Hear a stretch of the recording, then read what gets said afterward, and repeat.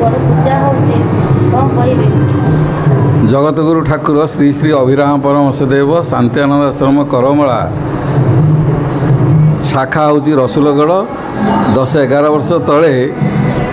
वर्तमान जी अच्छा आचार्य बलराम दास द्वारा यहाँ उद्घाटन उत्सव होता जड़े भक्तों द्वारा ये अनुष्ठान गढ़ी त्याग तांकर सेवा तांकर भक्तिपरायण ये अनुष्ठान गढ़ी उठी ता संगे संगे ये अंचल साहाय्य सहयोग एवं साधु सन्थ मान अकुंठ साहय आज पूर्णांग होगा जाऊँगी ए पूर्णांग उत्सव त्रिदिनात्मक उत्सव चली सनातन धर्म सम्मिलनी भक्त मिलन उत्सव आनंद बजार तथा आमर घृतयज्ञ एवं श्री प्रभुंकर अभिराम परमहंसदेव प्राण प्रतिष्ठा उत्सव हजार हजार लोक आसी समागम होती तार पूर्णांग रूपरेख नहीं आर मुख्य उद्देश्य है ठाकुर जो कही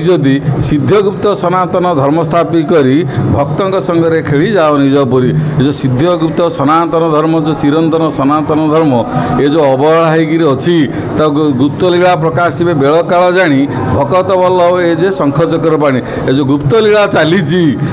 गुप्त लीला को प्रकट करने ठाकुर शांत्यानंद आश्रम एक पूरा अज्ञात पूरपल्ली जगार जन्म होते सेठी रही सारा पृथ्वी के आलुआ देवा संगे से ओडिशा रे घरे घरे साधु सन्थ मान द्वारा प्रचार प्रसार चलवा संगे संगे यही आमर रसुलगढ़ में से भक्तों द्वारा आज ये अनुष्ठान उद्घाटन होती समस्त भक्त तथा समस्त साधु सन्थ तत्वावधान सुरुखुरु चली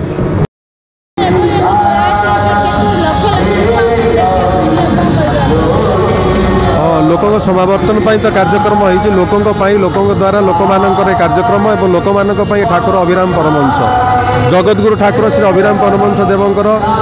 शांत्यानंद आश्रम रसुलगढ़ ये करमला हूँ मुख्य शाखा ये हूँ शाखा आश्रम हूँ आमर करम रसुलगढ़ भुवनेश्वर यहाँ मुख्य शाखा ये ठाकुर मंदिर प्रतिष्ठा होती 4, 5, 6 उत्सव थिला एवं आज हूँ तार ठाकुर दर्शन देवे ठाकुर प्राण प्रतिष्ठा दिन आसंता काली रही तार आज समापन दिन सनातन धर्म सभा चली अनेक साधु सन्त जोग देइचंती एवं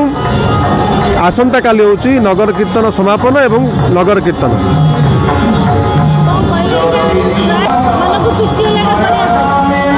ठाकुरंकर सृष्टि आमर किसी नुहे ठाकुर चारिआडे लोकों लोक मानक ही करती जो नीति कले समाज श्रृंखला रही सेठी अटे मूल धर्म शुण सकल भाई ये धर्मर परिवर्तन धर्मर प्रचार प्रसार पाई सनातन धर्मर जो आज अवगति अवनति सनातन धर्म को जो कुठारघात करा मझे मझे तार केवल जीवंत रखापी धीरे धीरे प्रयास करा ठाकुर अभिराम परमहंस जन्म नहीं से रसुलगढ़ आश्रम शाखा से